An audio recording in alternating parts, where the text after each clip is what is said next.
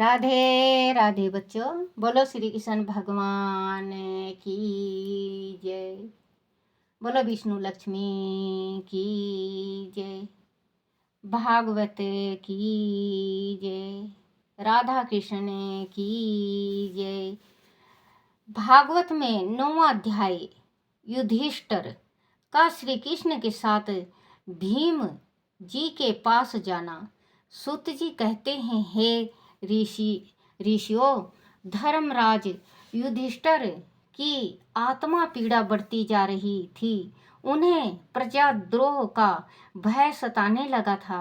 तब सभी धर्मों का ज्ञान प्राप्त करने की इच्छा से वह श्री कृष्ण के साथ कुरुक्षेत्र में उस स्थान पर पहुँचे जहाँ बाणों की सैया पर भीम पितामह पड़े हुए थे।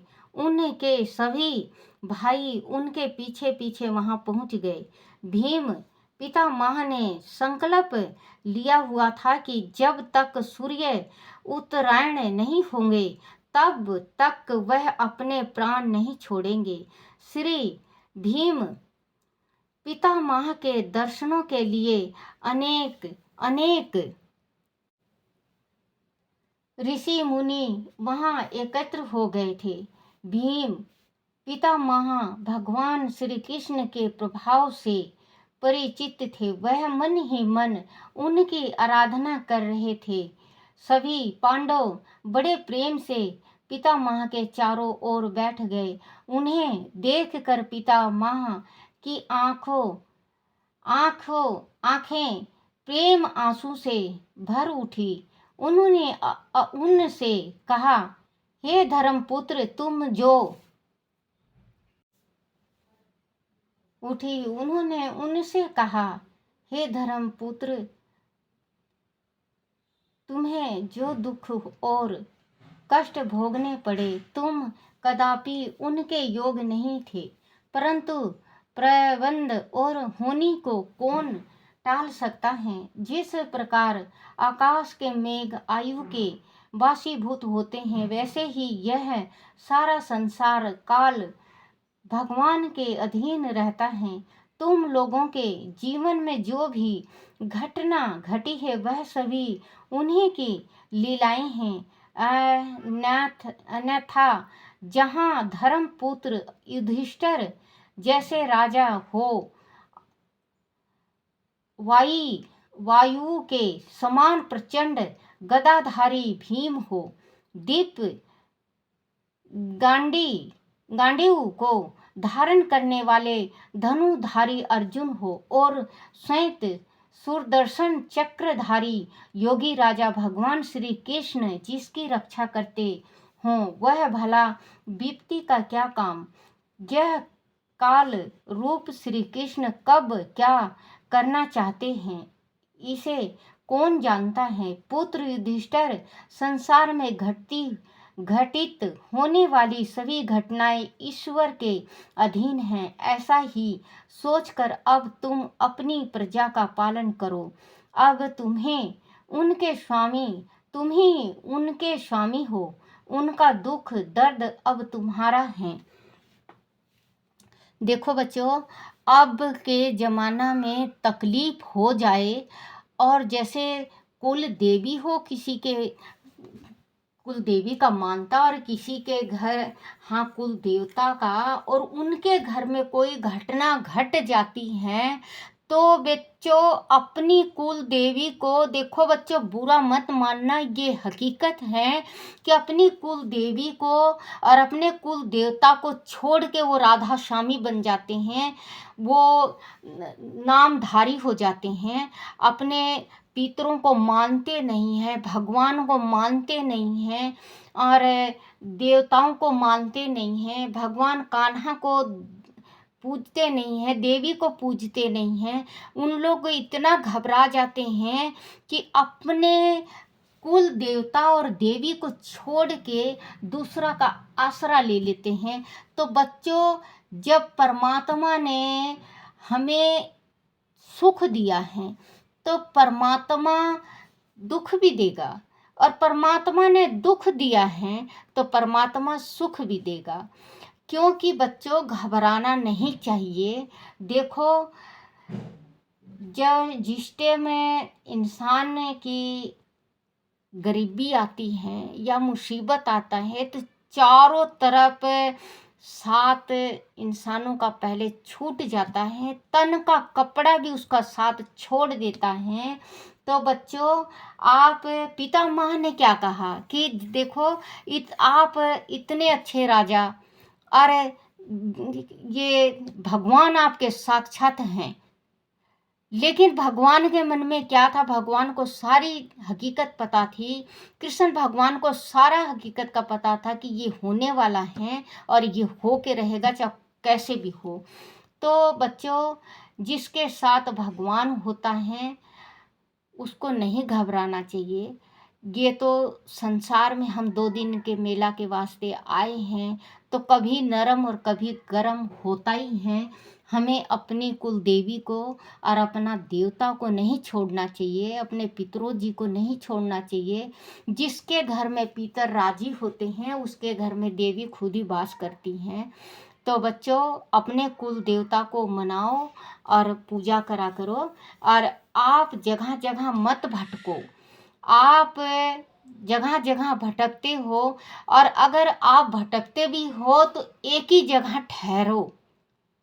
ये नहीं कि आपने आज गुरु वो बना लिया तो वो गुरु अच्छा नहीं लगा तो वो गुरु बना लो, और आपके मन में गुरु बना के देखो। बच्चों, गुरु बना के कभी पछताना नहीं चाहिए। जिसने भी गुरु बना के जो भी पछताया है वो बच्चों, ये 84 का चक्कर कहते हैं, 84 करोड़ का चक्कर, वो 84 तो भूल जाओ बच्चों, उसकी गति बिल्कुल ही होती ही नहीं है। जो गुरु का अपमान करता है और जो गुरु बना के पछताता है कि मैं ये गुरु नहीं बनाता, मैं वो गुरु बनाता।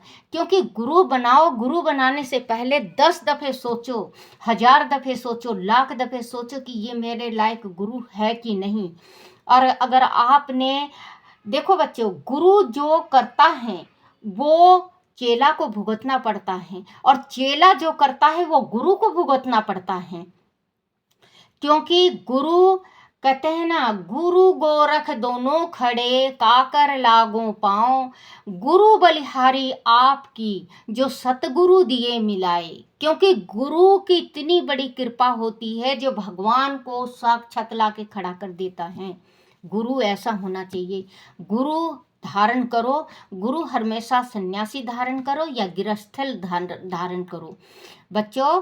तो गुरु बना के आपने अगर कोई गुरु भी बना रखा हो तो आपको बिल्कुल पछताना नहीं चाहिए। उसके स्वामी हो, उनका दुख दर्द अब तुम्हारा है। हे पुत्र, तुम्हारे साथ यह जो श्री कृष्ण खड़े हैं उन्हें साधारण जन मत समझो। साक्षात भगवान हैं, परम पुरुष नारायण हैं। अपनी माया से यदुवंशियों को मोहित कर यह लीला कर रहे हैं। इनका स्वरूप और प्रभाव अत्यंत गूढ़ और रहस्यमयी है। भगवान शंकर, ब्रह्मा जी और देव ऋषि नारद के सिवाय इनका रहस्य कौन जानता है। पितामह कह रहे हैं अपने बच्चों से, पांडवों से, कि देखो बच्चों, आपके पास जो खड़े हैं उसे आप साधारण मत समझो। आपके पास साक्षात भगवान खड़े हैं, और इनकी लीला समझने वाले कुल इस संसार में 3 हैं, भगवान शंकर, ब्रह्मा जी और देव ऋषि नारद। इनके सिवा इनका रहस्य कौन जानता है।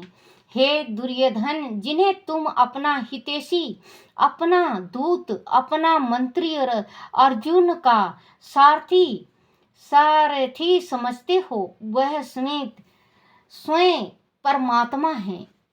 कह रहे हैं कि जिन्हें आप हितैषी, अपना दूत, अपना मंत्री और अपना सारथी समझते हो, वो भगवान हैं, परमात्मा हैं। वह सदैव अपने भक्तों पर समदर्शी होकर कृपा करते हैं। क्योंकि भगवान जिस पे कृपा करते हैं उस पे दोनों हाथों से अपनी खुशी लुटा देते हैं, करते हैं। वह कारण है कि अब जब मैं अपने प्राणों का त्याग करने जा रहा हूँ, उन्होंने मुझे साक्षात दर्शन दिए हैं। भक्त और योगी पुरुष पूर्ण भक्ति भाव से इनमें अपना मन लगाकर और वाणी से इनके नाम का कीर्तन करते हुए अपने शरीर का त्याग करते हैं। श्री कृष्ण की कृपा से ही वह सभी कामनाओं के बंधनों से मुक्त हो जाते हैं। जो श्री कृष्ण भगवान का सच्ची भक्ति करता है और उनका माला फेरता है तो वो खुद ही उनको मोक्ष प्रदान करते हैं, हर एक उनकी कामनाओं को पूर्ण करते हैं, उनका हर एक बंधन को मुक्त कर देते हैं। जो श्री कृष्ण का सच्चे दिल से पूजन करते हैं या माला फेरते हैं। सूत जी ने कहा, ऋषिवर युधिष्ठिर ने उनकी बात सुनकर पितामह भीम से नाना प्रकार के धर्मों के विषय में अनेक प्रश्न पूछे। इस पर पितामह ने युधिष्ठिर को वर्ण और आश्रम के अनुसार पुरुष के स्वाभाविक धर्म और कर्म बताए। निवृत्ति और प्रवृत्ति के स्वरूपों को समझाया। धर्म, दान, राजधर्म, मोक्ष, स्त्री धर्म, भक्ति, अर्थ, काम आदि के विषय में विस्तार से बताया। जिस समय भीम पितामह इस प्रकार धर्म का प्रवचन कर रहे थे, उस समय उनकी दृष्टि एकटक श्री कृष्ण के मंद मंद हास्य करते मुस्कुराते चेहरे पर ही टिकी थी। तभी सूर्य देव उत्तरायण आ गए। बोलो श्री कृष्ण भगवान की जय। देखो बच्चों, एक भजन है, भजन याद आएगा फिर मैं बताऊंगी कि जिस टाइम कृष्ण भगवान साक्षात खड़े हों और मंद मंद मुस्कुराते हों, मुरली उनके होठ में हो, जब प्राण तन से निकले इतना तो करना स्वामी, जब प्राण तन से निकले तिरछी चरण धरी हो, तिरछी चरण धरी हो, सांवले मेरे सम्मुख, जब प्राण तन से निकले। क्योंकि ये भजन आता नहीं है, थोड़ा ही भजन बस वैसे गुनगुना लेती हूँ। तिरछी नजर जब प्राण तन से निकले, इतना तो करना स्वामी, इतना तो करना स्वामी, जब प्राण तन से निकले। मुख में तुलसी दल हो, मुँह में तुलसी दल हो, मेरे सांवरे निकट हो, जब प्राण तन से निकले। क्योंकि ये भजन गाती हूँ तो थोड़ा मेरा दिल भर जाता है। उत्तरायण आ गए, क्योंकि देखो भीष्म पितामह की मृत्यु कितनी अच्छी होती है कि सब जितने भी उसके पौत्र होते हैं सारे उसके सामने होते हैं, जो बच्चे होते हैं सारे उसके सामने होते हैं। और कृष्ण भगवान मंद मंद मुस्कुरा रहे हैं। वाह कृष्ण कृष्ण, कृष्ण भगवान मंद मंद मुस्कुरा रहे हैं। उत्तरायण सूर्य देव पे है और क्या बात है, भीष्म पितामह कान्हा को देख रहे हैं। श्री कृष्ण के चेहरे पे नजर टिकी है। जब प्राण तन से निकला, जब प्राण से तन से निकला, देखो साक्षात भगवान के सामने प्राण त्यागना भी बहुत बड़ी बात है। उत्तरायण आ गए, अच्छा मृत्यु का वरदान पाए भीम पितामह ने सब ओर से मन हटाकर अपने सामने बैठे आदि पुरुष भगवान श्री कृष्ण में लगा दिया। बड़े प्रेम से उन्होंने भगवान की स्तुति की। हे प्रभु, अब यह शरीर छोड़ते समय मैं अपनी यह बुद्धि आपके श्री चरणों में अर्पित करता हूँ। भगवान, मेरा यह शरीर, मेरा अंत कारण और आत्मा आपको अर्पित है। हे दीनानाथ, दीनानाथ, हे दीनानाथ, युद्ध भूमि में मैंने आपको क्रोध दिलाकर शस्त्र न उठाने के आपके प्रण को तोड़, जो कृष्ण भगवान ने प्रण दिया था कि मैं शस्त्र नहीं उठाऊंगा, तो वो बता रहे हैं उठाने के आपके प्रण को तोड़ डाला था।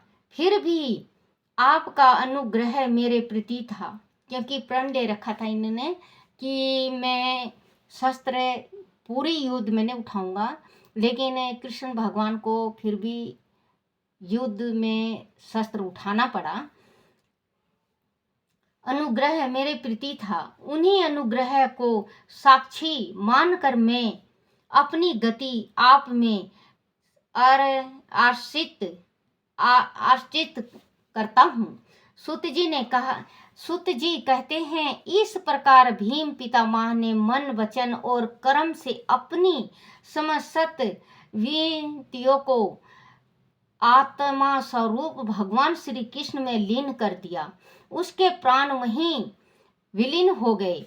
बच्चों देखो, श्री इसने पितामह भीष्म पितामह ने बहुत अच्छी मृत्यु पाई और भगवान के चरणों में सब कुछ, धर्म पुण्य पाप सब कुछ उनके चरणों में वो कर दिया। और लास्ट में भगवान से माफ़ी भी मांगे कि मुझे माफ़ करो।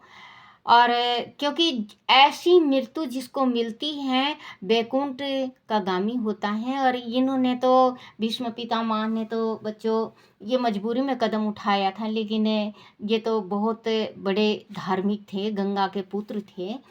तो बच्चों आजकल की जो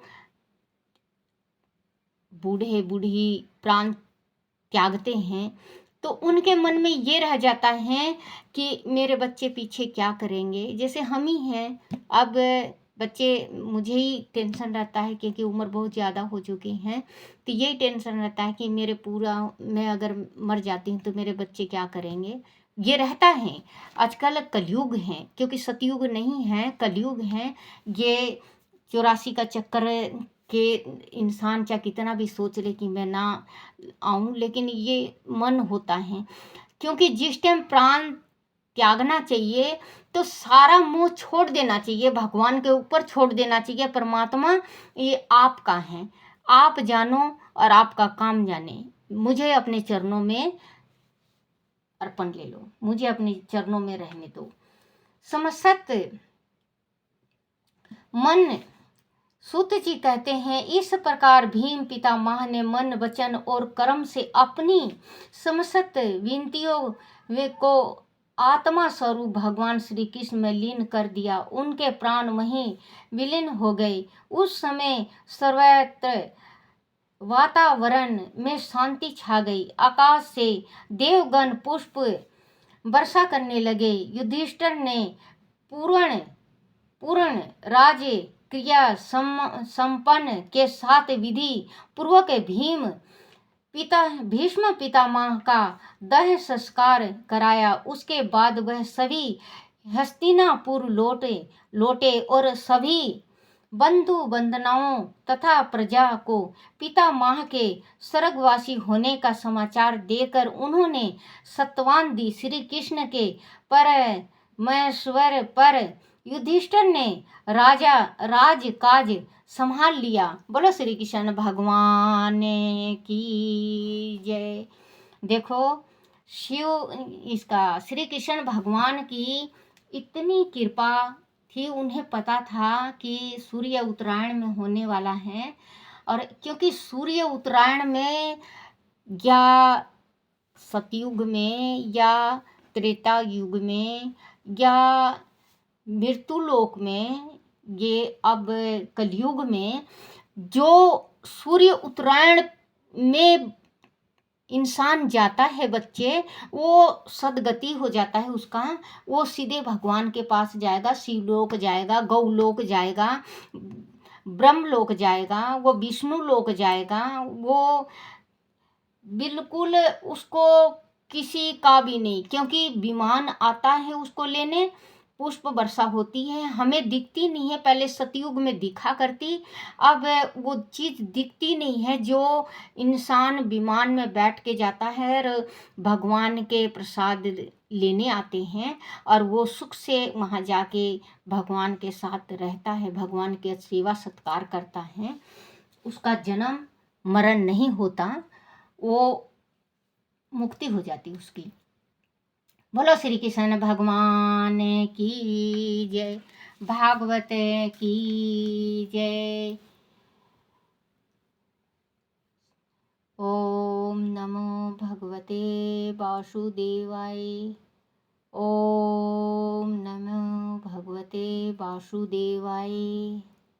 हरे कृष्णा हरे मुरारी, हे नाथ नारायण वासुदेवाय। हे नाथ नारायण वासुदेवाय। हे नाथ नारायण वासुदेवाय। श्री कृष्ण गोविंद हरे मुरारी, हे नाथ नारायण वासुदेवाय। बोलो श्री कृष्ण भगवान की जय। राधा कृष्ण की जय। बच्चों थोड़ा सा बड़ा हो जाता है। शिव पुराण में तो मैं 2-3 दिन में एक अध्याय करती हूँ, लेकिन ये जो भागवत पुराण है बेटा, भागवत पुराण को जो पन्ना में लिखा है वो संपट करना होता है, बीच में उसको नहीं छोड़ते। इस वजह से पूरा भागवत जो एक अध्याय आता है उसको संपट करना होता है। तो बच्चों आप सुनो और अपने घर में हो भागवत तो भागवत पढ़ो। एक अध्याय जिसके घर में भागवत होता है उसके घर में रिद्धि सिद्धि सुख शांति सब कुछ आता है। बोलो श्री कृष्ण भगवान की जय।